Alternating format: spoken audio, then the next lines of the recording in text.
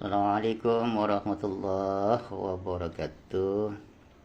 Saudara-saudaraku sekalian yang dimuliakan Allah, kita bersyukur diciptakan oleh Allah sebagai manusia, makhluk yang terbaik daripada yang lainnya.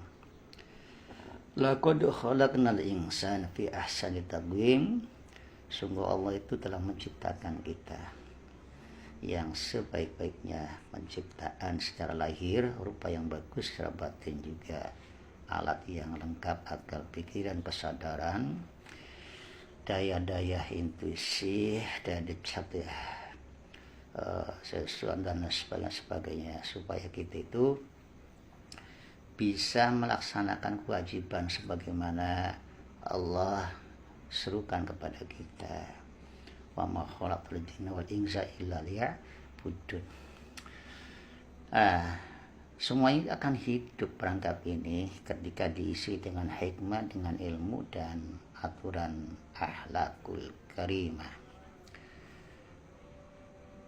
Betapapun mulianya manusia, apabila nihil daripada tuntunan ilmu dan akhlakul karimah, maka dia akan jatuh derajatnya bahkan lebih daripada makhluk-makhluk yang lain. Itulah kemudian dia katakan oleh ayat tsumma radadnahu asfala safilin. Kemudian Allah itu menjatuhkan manusia itu serendah-rendahnya derajat, bahkan lebih rendah daripada tanah yang kita injak. Karena apa?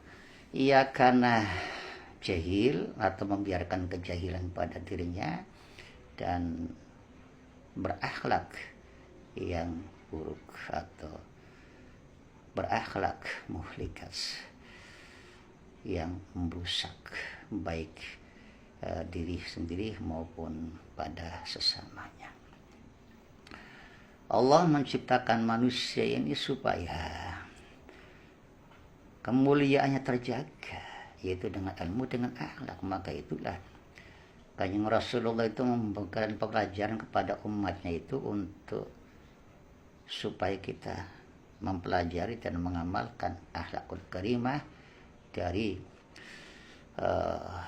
ubudiahnya maupun bersosialnya. Agar apa? Agar hidup ini tetap bernilai dan mulia di sisi Allah, di sisi manusia.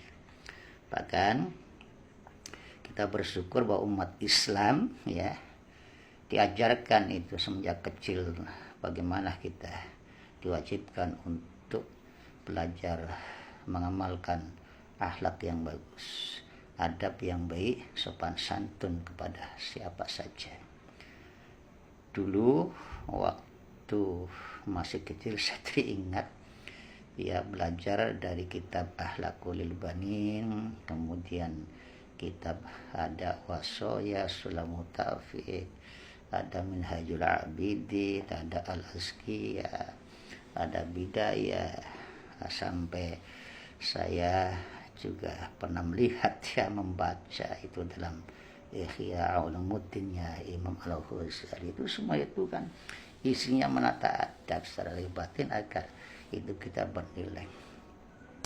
Saudara-saudara sekalian yang dimuliakan Allah, akhlak itu adalah sikap yang tertib dan tertata, yang mengutamakan adab secara lahir, tapi juga supaya ada kejujuran dari sikap batin. Maka itu sepantasnya akhlak itu adalah juga kejujuran.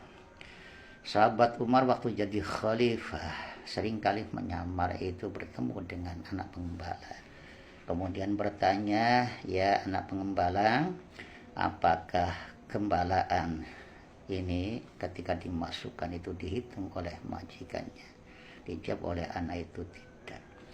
"Kalau begitu saya beli dan uangnya ambil untuk kepentingan kamu, toh majikannya tidak tahu dan tidak akan peduli."